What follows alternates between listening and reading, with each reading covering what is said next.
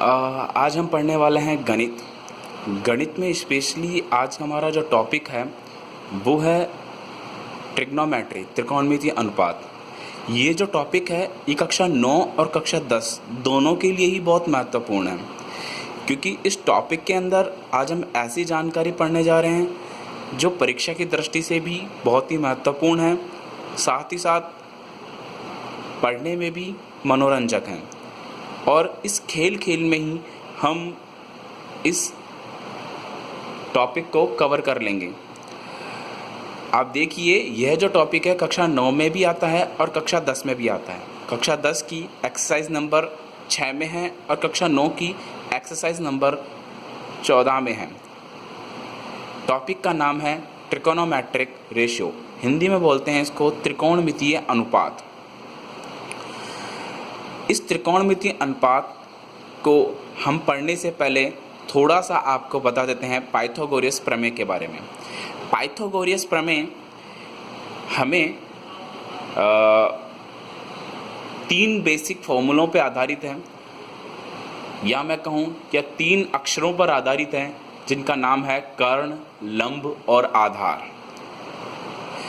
अब कर्ण, लंब और आधार के बारे में पढ़ने से पहले मैं बता दूं, पाइथागोरस प्रमेय पूरी बेस्ड है समकोण त्रिभुज पे।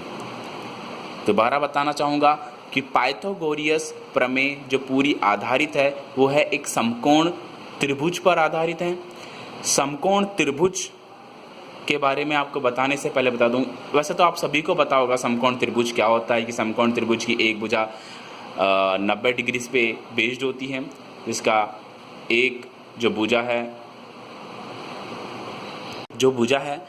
वो दोनों भुजाओं से बड़ी होती है। जैसा कि आप देख पा रहे हैं, कर्ण है वो लंब और आधार दोनों से बड़ी है। तो इसका कुछ एक फॉर्मूला है, बिल्कुल बेसिक सा फॉर्मूला है। मैं ज़्यादा टाइम नहीं लूँगा क्योंकि ये हमारा टॉपिक नहीं है। हमारा टॉपिक है त्रिकोणमितीय अनुपात। तो पर त्रिकोणमितीय अनुपात सीखने से पहले हमें पाइथागोरस प्रमेय आना ज़रूरी है, क्योंकि कई बार एग्ज़ाम के अंदर इस पे आधारित भी क्वेश्चन बन जाते हैं। तो टॉपिक है, फॉर्मूला है कर्ण स्क्वायर बराबर लंब स्क्वायर प्लस आधार स्क्वायर। देखो सिंपल सा फॉर्मूला है, कर्ण स्क्वायर बराबर लंब स्क्वायर प्लस आधार स्क्वायर।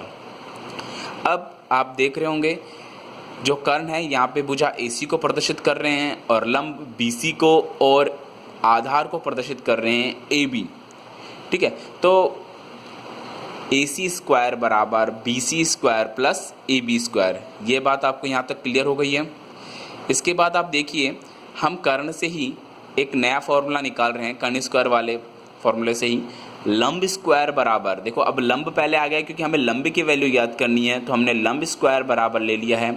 कर्ण इधर चले गए हैं तो कर्ण स्क्वायर माइनस, क्योंकि आधार इधर आए हैं तो आधार काय में चले जाएंगे, माइनस में चले जाएंगे। तो फॉर्मूला बन गया नया लंब स्क्वायर बराबर कर्ण स्क्वायर माइनस आधार स्क्वायर। और नेक्स्ट फॉर्मूला बना है आधार स्क्वायर बराबर कर्ण स्क्वायर माइनस लंब स्क्वायर। इस प्रकार ये 3 फॉर्मूले हैं, बड़े ही आसान हैं और बड़े इन आसान फॉर्मूले से हम आगे के क्वेश्चन करेंगे।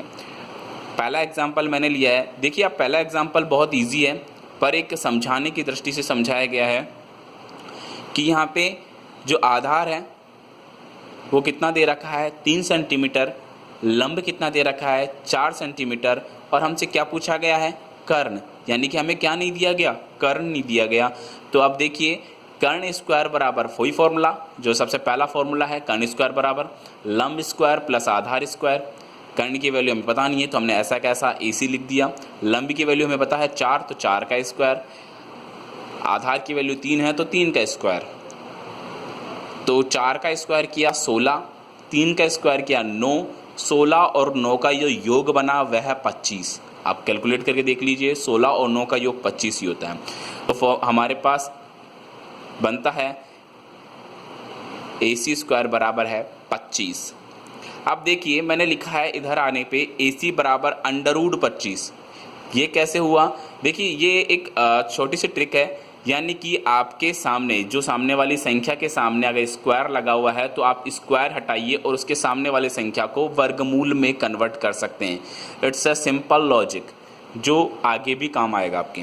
तो मैंने वही किया, AC स्क्वायर बराबर 25 था तो मैंने आगे लिख दिया इसको AC बराबर अंडर रूट 25, और AC बराबर अंडर रूट 25, तो अंडर रूट 25 का मान होता है 5, तो AC की वैल्यू आ गई 5। तो हम कह सकते हैं कि कर्ण की वैल्यू कितनी आई, 5 सेंटीमीटर। छोटा सा एग्जाम्पल था, आगे इसी पे बेस्ड और एक एग्जाम्पल करेंगे।